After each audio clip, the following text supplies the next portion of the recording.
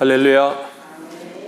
이전 여기도 천국을 향해서 힘차게 달려가시길 바랍니다. 오늘은 우리가 웨스트민스터 신앙고백서 27번째 시간으로 결혼과 이혼이라는 제목으로 같이 말씀을 나누도록 하겠습니다. 결혼과 이혼. 오늘날 우리나라는 결혼에 대해서 너무 쉽게 생각하는 경향들이 짙어졌죠.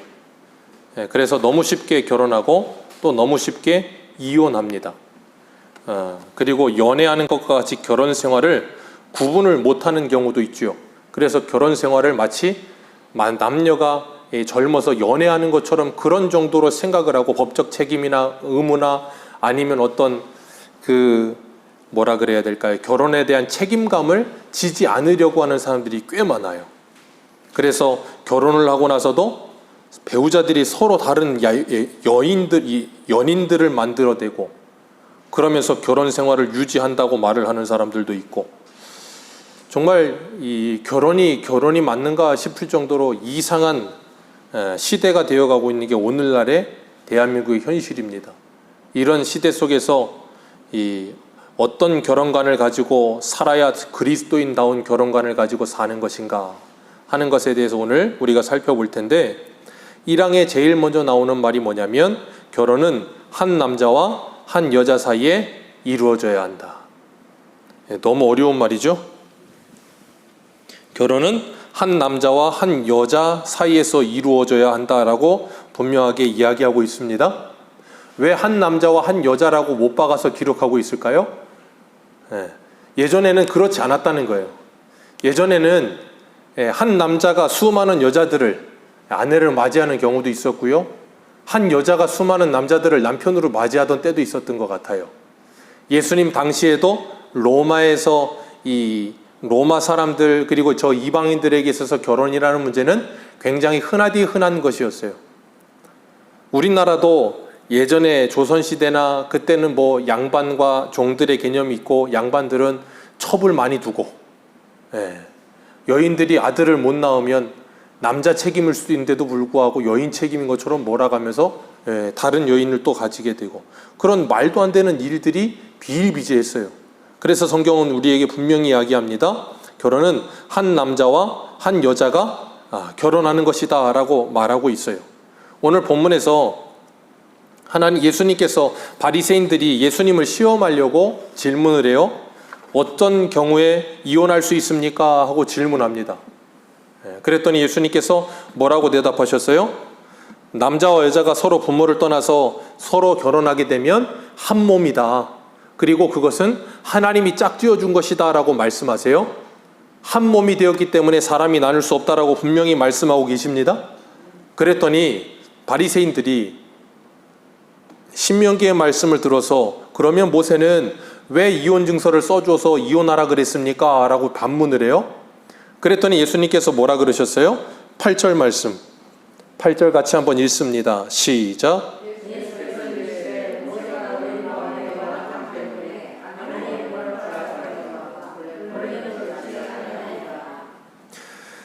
그 당시 남자들의 완악함 때문이다 그렇게 못 박아서 말씀하세요. 남자들의 완악함 때문에 여인들을 버리는 일도 일어나고 이혼 증서가 없으면 여인들이 다른데 시집을 갈 수도 없거든요. 그런 상태로 버림을 받으면 여인들은 어떤 경제적인 활동을 할 수 없는 그냥 거린이 되어버려요. 그러니까 여인들을 보호하기 위해서 뭐 했어요? 이혼 증서를 써주게 했다는 거예요. 너희들의 완악함 때문이다 라고 이야기하면서 본래는 그렇지 않다라고 말씀을 하고 계세요. 그렇기 때문에 이혼은 하나님이 허락하는 것이 아니다 라고 말씀하시는 거예요. 그러면서 뭐라 그러시는가 하면 이 남편이 음행한 이유 외에 아내를 버리고 다른 데 장가들면 그건 뭐라 그러세요? 간음이다 그랬어요. 여인이 간음한 경우 외에 다른 이유로 여인을 버리고 다른 데 장가들면 안 된다는 거예요. 그 말은 뭐냐면 그 당시에 남자들은 여인들과 결혼을 해서 살다가 이 여인이 마음에 들지 않아. 근데 길 가다가 다른 여자가 마음에 드는 여자가 딱 나타났어. 내 운명의 여인이야. 그러면서 띠리리 그러면서 나는 이 여자랑 살아야겠어. 그러면 어떻게 했냐면 이 여인을 내쫓아버려요. 내쫓는데 이유도 정말 말도 안 되는 이유를 갖다 붙여요. 밥을 하다 태운다. 집안일을 잘못한다. 아니면 이 여인이 무슨 행동을 해서 나에게 수치를 줬다. 그런 말도 안 되는 이유를 갖다 붙여갖고 이혼 정서를 써주면 그냥 이혼이 돼버리는 거예요. 그런 일들이 비일비재했어요. 그러니까 쉽게 결혼하고 쉽게 이혼했습니다. 당시 로마 사람들과 똑같이. 그랬더니 예수님께서 가늠한 이외에 여자를 버릴 수 없다 그렇게 딱 못을 박아버리니까 10절의 제자들이 뭐라 그래요? 10절 같이 읽습니다. 시작.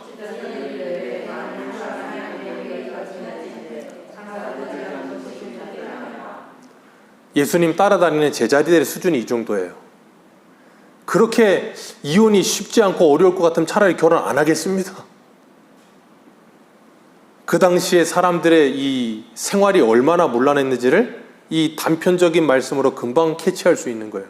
차라리 결혼 안 하겠습니다. 이게 말입니까? 그러니까 예수님이 뭐라 그러세요? 사람마다 이거 누구나 할 수 있는 일 아니다. 타고나거나 아니면 날 때부터 타고나거나 아니면 스스로 사람들이 고자를 만들거나 천국을 위해 스스로 고자된 자 외에는 이런 일을 받을 수 없다. 그러니 뭐 하라는 거예요? 결혼하라는 거예요. 그러면서 한 남자와 한 여자가 결혼을 해야 된다라고 분명히 말씀을 하고 계세요. 다른 내 남편과 내 아내 외에 다른 남편과 다른 아내는 없습니다. 너무나도 당연해서 아멘이 안 나오시죠? 요즘은 직장에 가서 오피스 와이프, 발음도 잘 안 돼요. 오피스 허즈밴드를 봤는데요. 이상한 시대. 그러면서 결혼해서 애인 하나 없는 사람은 바보 취급을 받는 시대래요. 불륜공화국. 이게 대한민국의 현실이에요. 대한민국 어디를 가든 경치 좋은 곳은 전부 러브 모텔이에요, 호텔이에요. 그런 게 그냥 널브러져 있고. 그렇게 사는 게 당연한 것처럼 사는 세상. 그건 사람이 아니고 스스로 짐승이 돼서 사는 겁니다. 짐승. 근데 사람들은 짐승처럼 살고 싶어 해요. 참 안타까운 현실이죠. 그건 오늘날만 그런 게 아니에요. 창세기의 소돔과 고모라 때부터 이미 그랬어요. 하나님의 심판을 받기 직전의 모습이 항상 그랬어요.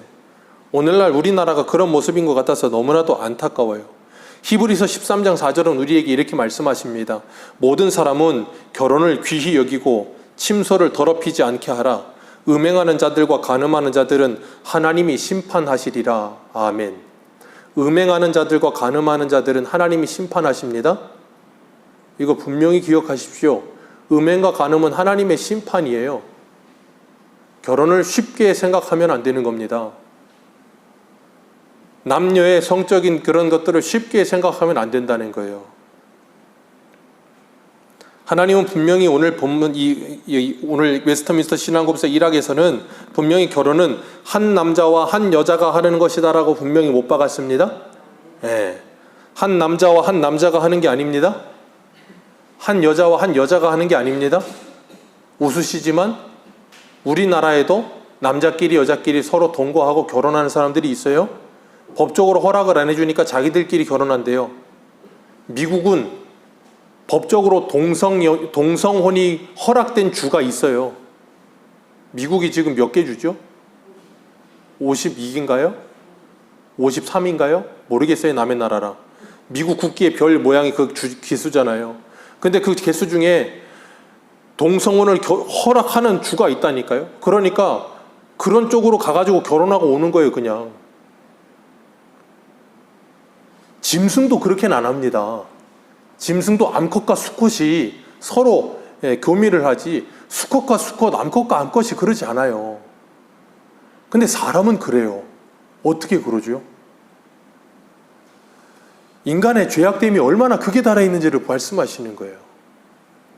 소돔과 고모라 때도 그랬죠. 롯에게 그 남자들 데리고 와라, 우리가 상관하겠다. 그런 말도 안 되는 그런 소리 하고 있고, 그런 모습들이 오늘날 이 나라를 뒤덮고 있어요. 이 나라만이 아니라 전 세계적으로 그렇게 뒤덮이고 있어요. 그러면서 뭐라 그러냐면 사랑에는 자유가 있다는 거예요.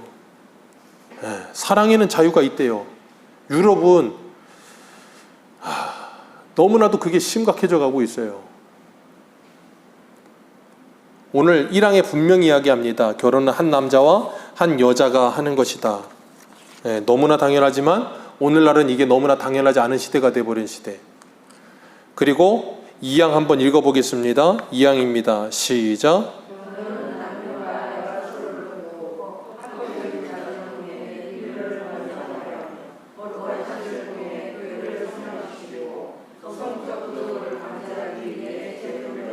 아멘. 아멘은 아닌데 결혼은 남편과 아내가 서로 돕는 것이다 라고 말씀하고 있어요. 하나님께서 처음에 아담을 만드시고 아담이 독처하는 것이 보기 좋지 않아서 하와를 만드셨죠. 그리고 하와를 아담에게 데려오시면서 돕는 배필이라 그러셨어요. 에제르라는 히브리어를 쓰는데 하나님의 도움을 받는 돕는 배필이다 그 말이에요. 그 말은 뭐냐면 아내는 남편의 돕는 자가 되는 거예요. 조력자가 되는 겁니다. 그건 아내만 남편에게 돕는 배필이 되는 게 아니라 남편도 아내에게 돕는 배필이 되어야 한다는 거예요. 왜요? 분명히 예수님께서 오늘 본문에서도 말씀하셨지만 남편과 아내가 서로 부모를 떠나 둘이 결혼하여 한 몸이 된다고 하셨어요. 둘이 결혼하여 하나가 되는 겁니다. 하나가 되기 위해선 서로의 부족함을 서로가 도와주고 채워줘야 하나가 되는 거예요. 서로의 부족함을 지적하는 게 아니라 그 사람의 부족함은 내가 채워주고 나의 부족함은 그 사람이 채워서 하나가 되는 것입니다. 예.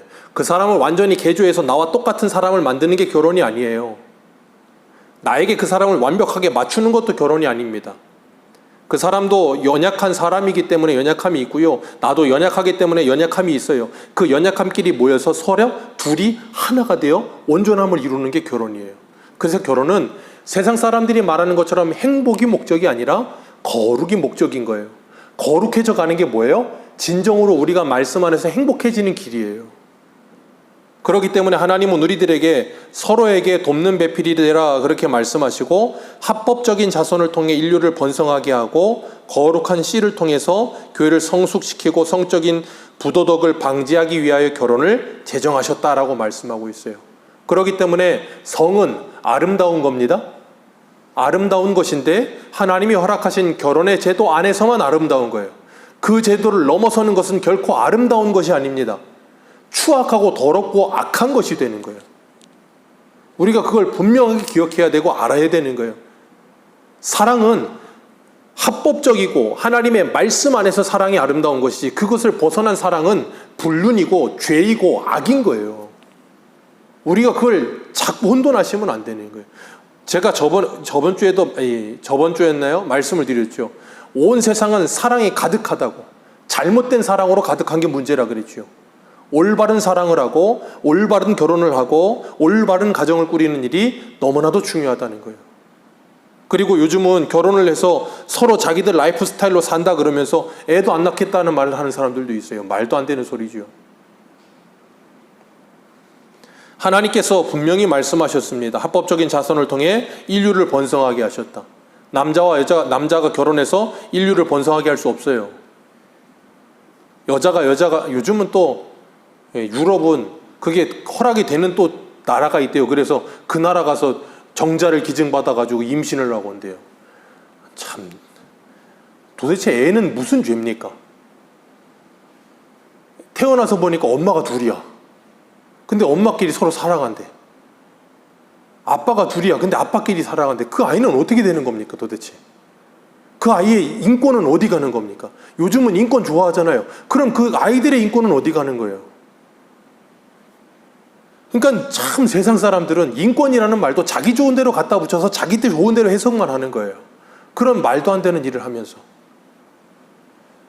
너무나도 악하고 너무나도 더러운 그런 일들을 행하면서 그걸 사랑이라고 미화시키고 매스컴에서 영상에서 자꾸 그런 걸 노출시켜서 애들도 그런 거에 혼미하게 만들고 요즘 청소년들 그런 애들은 이 성에 대해서 이 분별력이 별로 없어요. 그래서 여자 사랑하는 거 그럴 수도 있다는 거예요. 요즘 중고등학교 애들한테 설문조사해 보면 동성애에 대해서 어떻게 생각하느냐 그렇게 반감을 안 가져요. 불과 한 30년 전만 해도 동성애는 말도 안 되는 일이었습니다. 근데 오늘날은 그게 사랑의 하나의 한 부분이래요. 사랑의 표현이래요. 불과 20, 30년 만에 세상이 이렇게 변해가고 있어요.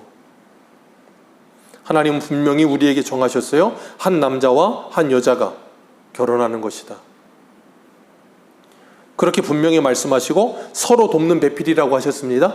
남존여비 없습니다. 남자는 하늘, 여자 땅은 없습니다. 예, 그런 고리타분한 옛날 그냥 골짜기에 있던 그런 것들을 제발 버리세요. 분명히 에베소서에서 가정의 남자는 여인의 머리라 그러셨어요. 그건 뭘 말씀하기 위한 거냐면 예표적으로 예수 그리스도와 우리와의 관계를 설명하기 위해서 남자를 머리로 하나님이 정하신 거예요. 직분상에 남자가 여인의 머리라는 것이지 남자가 여자보다 높다는 의미가 아니에요. 남녀는 예수 그리스도 안에서 동등합니다.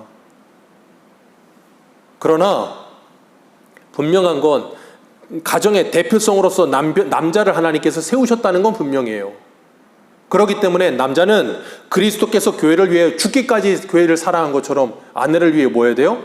죽기까지 사랑해야 돼요. 아내는 교회가 그리스도께 복종하듯이 남편에게 복종하고, 그게 뭐예요?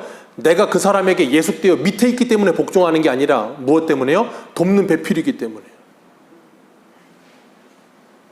서로 존중하고 피차 복종하며, 그래서 에베소서 5장에서 6장에서 이 이야기를 하면서 피차 복종하라고 이야기하잖아요. 그게 결혼 제도를 하나님이 우리에게 주신 거예요. 그렇기 때문에 결혼 제도를 통해서 우리는 그리스도의 우리를 어떻게 사랑하심을 결혼을 통해 배워가는 거예요. 그렇기 때문에 천국에서는 그 결혼 제도라는 게 없다라고 말하는 이유가 뭐예요? 그리스도의 사랑에 대해서 내가 그리스도 직접 만나기 때문에 없다고 말하시는 거예요. 그리고 사망을 한번 읽어볼까요? 사망입니다. 시작.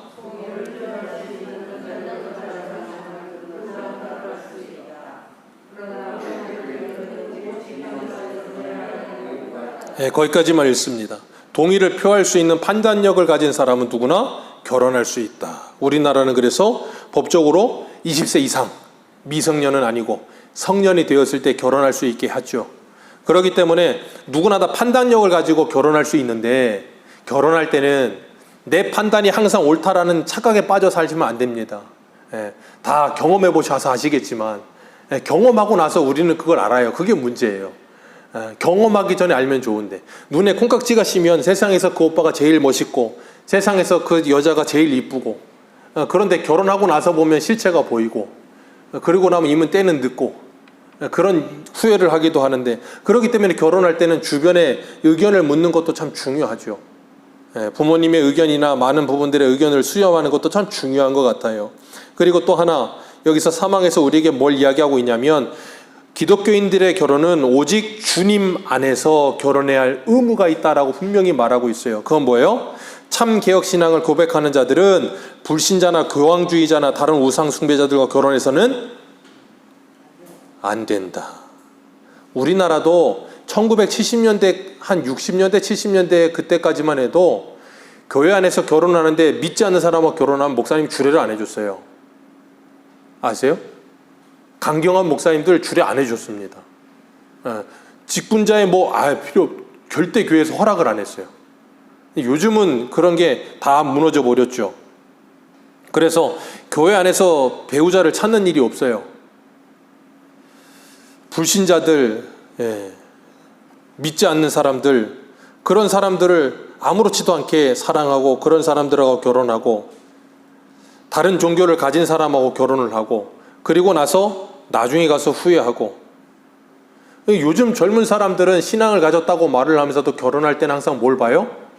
그 사람이 가진 집 키가 몇 개냐? 자동차 키가 몇 개냐? 통장에 공이 몇 개 찍혔냐? 그러니까 그런 걸 보는 건 이미 그 사람의 신앙의 수준이 어느 정도인지를 이미 볼 수 있는 거예요. 그 사람은 이미 그리스도 안에 있는 신앙, 참된 신자가 아니구나 확인하는 거예요. 왜? 그 사람의 기준은 신앙이 아니고 이 세상의 돈인 거예요. 그러니까 돈 따라 결혼해서 요즘 사람들은 어떻게 돼요? 그렇게 많이 이혼하는 거예요. 그렇게 많이 불행한 거예요. 왜? 인생의 목적이 돈이고 그게 곧 행복이라고 착각하니까. 그걸 누가 가르쳐요? 부모들이 가르쳐요. 어려서부터. 그러니까 요즘은 초등학생 애들도 너 어디 아파트 사냐? 아파트 어디 사느냐를 가지고 친구를 가른대요. 이해가 되십니까? 제가 어릴 때만 해도 그런 일은 없었어요. 니네 집이 전세냐 월세냐 뭐 자가냐 그런 거 애들은 몰라요. 요즘 애들은 그걸 너무 잘 알아. 너 어디 아파트 사냐? 아파트 이름에 따라서 친구 등급을 나눈대요. 애들이 그걸 어디서 배웠겠어요? 다 그 부모에게서 배운 거예요. 요즘 애들이 선생님을 왜 그렇게 때려요? 다 그 부모에게서 배운 거예요. 그러니까 그 부모들이 그렇게 선생님한테 민원을 놓고 선생님을 하대하고 막대하니까 선생님이 오죽하면 자살을 하겠습니까? 그런 가정이 행복하겠습니까?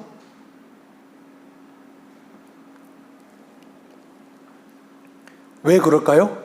이유는 하나요. 그들에게 생명이 없어서 그런 거예요. 무슨 생명이요? 예수의 생명. 불신자들이니까. 교회를 다니는데요? 아니요, 교회 다녀도 불신자예요. 그런 사람들은. 그 안에 생명이 없기 때문에 그런 일을 하는 거예요. 진짜 예수를 믿으면 그렇게 할 수가 없어요. 근데 오늘날 젊은 사람들은 이상한 생각을 가지고 있어요. 제가 서울에서 전도사역할 때 청년 담당을 할 때 애들이 한 60명 정도 됐거든요.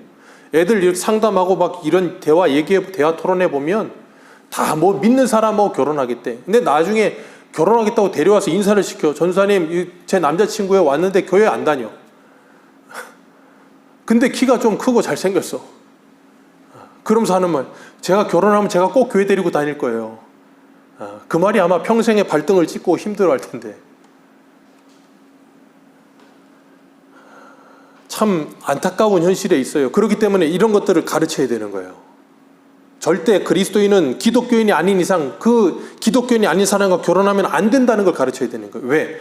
바른 신앙관. 그래서 세상 사람들도 그러잖아요. 결혼해서 행복하려면 남편과 아내가 서로를 바라보는 게 아니라 같은 곳을 바라봐야 행복하다고 세상 사람들도 그렇게 말합니다. 그게 바로 같은 신앙관을 가져야 된다는 말이에요. 그러니까 또 동일하게 예수를 바르게 같이 믿고 정말 하나님의 나라를 같이 바라보고 같은 목적을 해가면 어떻게 되겠어요? 행복한 거예요, 그 가정이. 근데 그걸 나중에 알죠. 그래서 부모들이 그걸 가르쳐야 되는 거예요. 그리고 사항입니다. 우리 사항 같이 한번 읽어볼까요? 시작. 성경이 금지하는 혈족이나 친족 간의 결혼은 허용되지? 여기까지만. 이건 성경에서도 허용하지 않고 우리나라에서도 허용하지 않습니다. 우리나라도 예전에는 동성동본은 결혼을 못했어요. 근데 그건 풀렸죠. 그러나 지금 8촌 이상은 할 수 있죠. 아닌가요? 8촌 이상은 할 수 있는 걸로 제가 알고 있는데 어찌됐든 간에 그 이하는 안 돼요. 우리나라 법으로도 그건 막혀 있어요. 있을 수 없는 일이에요. 그리고 저 미국의 어떤 주에 가면 근친 상간하는 사람들이 꽤 있어요. 거기 보면 거의 대부분 다 기형아가 나옵니다. 우리나라 왕족 중에도 보면 이 기형들이 많은 이유가 뭐냐면 왕족들끼리 근친하기 때문에 그런 거였거든요. 그 대에서는 아니라 할지라도 그 다음 대에서 꼭 기형이 나와요. 그건 과학적으로 그래서 하면 안 된다고 이야기하는 거예요. 성경에서도 금하고 있고 하나님께서도 분명히 금하고 있는 거예요. 그리고 5항을 한번 봅니다. 시작. 약혼 후에 저지른 간음이나 음행이 결혼 전에 잘못이 없는 배우자에게 약혼을 파기할 수 있는 정당한 권리가 주어진다. 요셉과 마리아의 이야기에서 우리는 알 수 있죠. 마리아가 결혼 전에 임신한 걸 알고 요셉이 가만히 끊고자 하여 성경은 그렇게 이야기하고 있잖아요. 그거 드러내면 마리아는 돌에 맞아 죽습니다. 율법으로. 근데 요셉이 참 사람이 좋은 사람이라 가만히 끊고자 하여 했다는 것. 왜요? 정당한 권리가 있으니까. 그러나 결혼 후에 간음을 저지른 경우에는 잘못이 없는 배우자가 이혼을 청구할 수 있다. 이건 남자나 여자나 상관없이. 그리고 이혼 뒤에 마치 잘못을 범한 배우자가 죽은 것처럼 다른 사람과 결혼할 수 있다. 간음하였을 경우에 하나님께서 이혼을 허락하셨다는 거예요.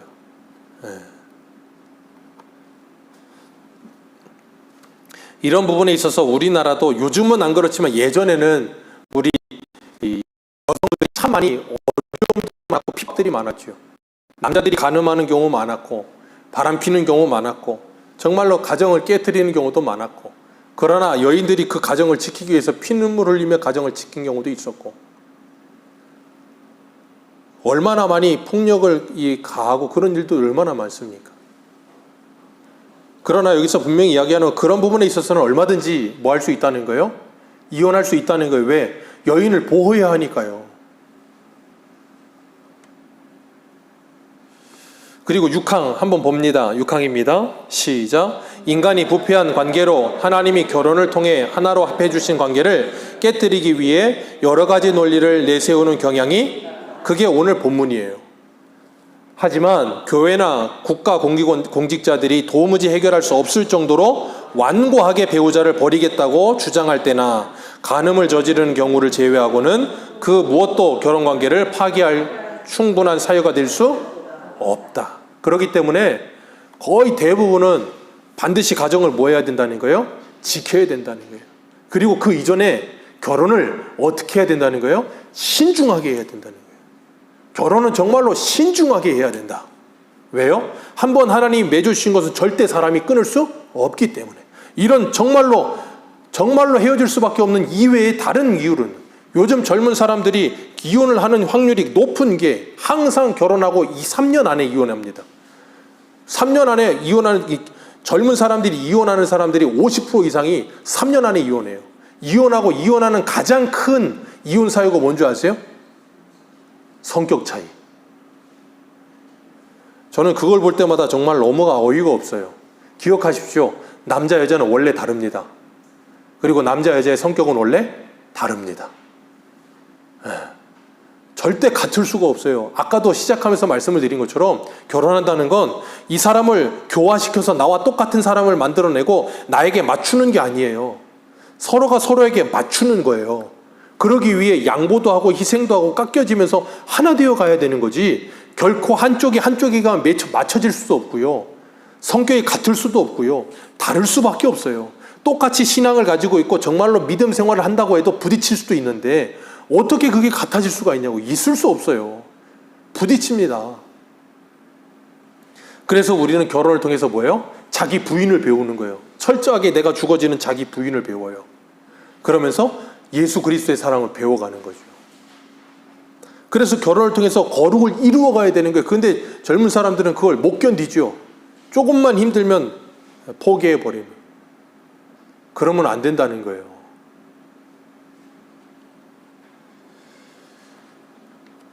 그리고 이혼은 관련자들의 의지와 분별력에 맡겨서는 안 된다. 그래서 질서 있는 공적 절차를 밟아 진행해야 된다. 우리나라도 그래서 가정법원이 있죠. 그런 공적 절차를 밟아야 된다는 거예요. 그런 게 필요하다는 거죠. 왜요? 감정적으로나 아니면 서로의 의견 다툼으로 그냥 분에 의해서 이혼할 수도 있기 때문에 그래서는 안 되니까 결혼도 이혼도 신중해야 된다는 걸 이야기하는 거예요. 그걸 사도 바울은 조금 더 풀이해서 우리에게 설명하고 있는데 고린도전서 7장을 한번 내어 보겠습니다. 고린도전서 7장.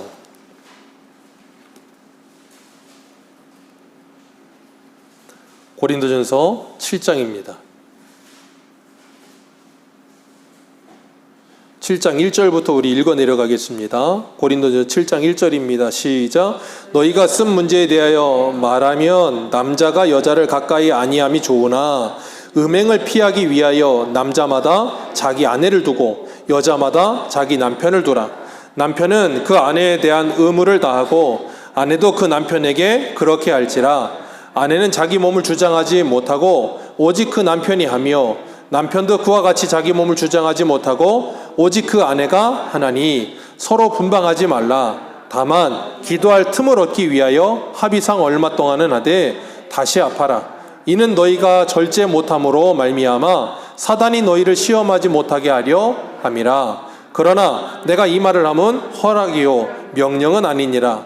나는 모든 사람이 나와 같기를 원하노라. 그러나 각각 하나님께 받은 자기 은사가 있으니 이 사람은 이러하고 저 사람은 저러하니라. 그 다음 읽습니다. 8절. 내가 결혼하지 아니한 자들과 과부들에게 이르노니 나와 같이 그냥 지내는 것이 좋으니라. 만일 절제할 수 없거든 결혼하라. 정욕이 불같이 타는 것보다 결혼하는 것이 나으니라. 결혼한 자들에게 내가 명하노니 명하는 자는 내가 아니요 주시라. 여자는 남편에게서 갈라서지 말고 만일 갈라섰으면 그대로 지내든지 다시 그 남편과 화합하든지 하라. 남편도 아내를 버리지 말라.